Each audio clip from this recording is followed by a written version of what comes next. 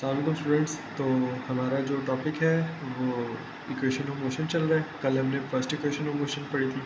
आज हमारा टॉपिक है सेकंड इक्वेशन ऑफ मोशन। तो हम उसी स्पीड टाइम ग्राफ को लेके चलेंगे, ठीक है। जिसमें मैंने ये समझाया हुआ था कल, ठीक है। इसको मैं दोबारा समझा देता हूँ। इस ग्राफ का क्या मतलब है। ग्राफ का मकसद ये है कि ना, एक बॉडी थी, वो उसकी स्पीड पहले वी आई थी, ठीक है, इनिशियल स्पीड थी। उसने इतना डिस्टेंस मूव किया, ठीक है, और वो फिर चलेगी बी पॉइंट पे, ए से बी पॉइंट पे चलेगी, और उसका फाइनल जो वेलोसिटी थी वो इतनी होगी, ठीक है। ये सारी हाइपोथेटिकल सिचुएशन है। हाइपोथेटिकल सिचुएशन को लेके चल रहे हैं कि ए पे थी बॉडी पहले, फिर बी पे चलेगी, उसका वी आई ए पे जो था उसका इनिशियल वेलोसिटी वो इतनी थी, बी पे उसकी इतनी होगी, ठीक है। और उसने इतना टाइम लिया है और इतनी स्पीड, यहाँ तक स्पीड उसने गेन किया, ठीक है।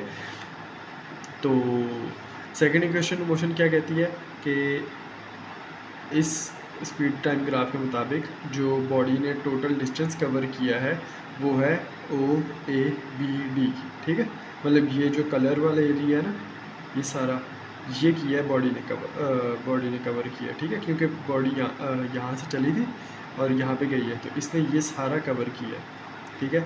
अब ओ ए बी डी अगर हम इसको लेके चलें तो अगर हमारे पास, अगर हम इसको ना बगैर स्प्लिट किए देखें तो हमारे पास ये चीज़ बनती है, ये ये ये और ये। अब हमारे पास इस तरह की शेप का कोई वो नहीं है, फार्मूला नहीं है। तो हमने क्या किया है, इसको दो शेप्स में डिवाइड कर लिया। एक ट्राइंगल है, ठीक है, एक ये शेप है, और एक है रेक्टेंगुलर शेप, ठीक है, ताकि हम जो है ना इजी हो सके हमारे लिए ना कैलकुलेशन करना। तो इसमें क्या किया, ये एरिया ऑफ ट्राइंगल हो गया, ये इनसाइड वाला जो कलर है, और ये जो एरिया है ये हो गया एरिया ऑफ रेक्टेंगल। उसके बाद क्या है, अच्छा, फिर है फिर वो कह रहा है कि ना टोटल डिस्टेंस किसके इक्वल है, ओ ए बी डी के इक्वल। उसने लिख लिया एस, ठीक है, और फिर उसने स्प्लिट कर लिया, और उसमें क्या आया, area of triangle plus area of rectangle, क्योंकि इन दो का एरिया है ना, इन दो शेप्स को मिलाएंगे तो ये वाली शेप बनेगी, ठीक है। इसीलिए ये टोटल एरिया जो है ना वो किसके इक्वल है, area of rectangle plus area of triangle, ठीक है। अब हमने क्या किया है, एरिया ऑफ ट्राइंगल का एरिया का फॉर्मूला क्या होता है, आपने पिछली जो है ना 878 की उसमें पढ़ा होगा बुक्स में। एरिया ऑफ ट्राइंगल का फॉर्मूला होता है लेंथ मल्टीप्लाई बाय विड्थ, ये लेंथ मल्टीप्लाई बाय विड्थ। उसमें क्या होता है फिर,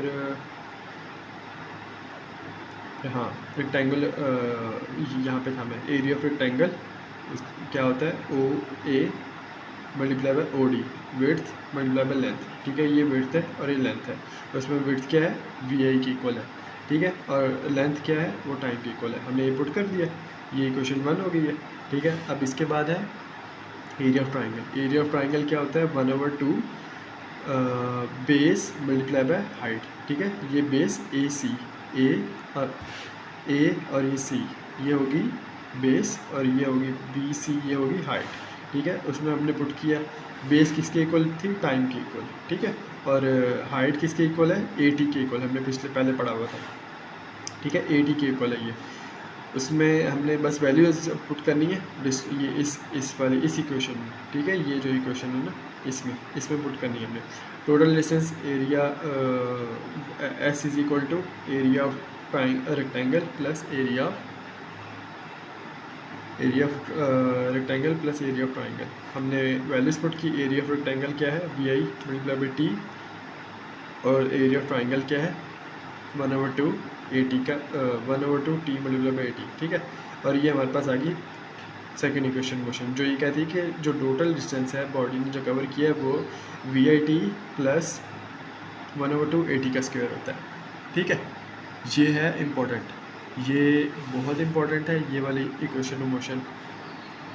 तीनों वैसे इम्पोर्टेंट है, हर साल इन तीनों में से, इस चैप्टर में से 3-4 जो है शॉर्ट आंसर्स आ जाते हैं, ठीक है, और 2 से 3 जो है एमसीक्यूज आ जाते हैं, और एक लॉन्ग ज़रूरी आता होता है। या तो वो होगा कि इसमें से आ जाएगा न्यूमेरिकल्स में से या फिर इन इक्वेशन और मोशन में से आएगा, ठीक है।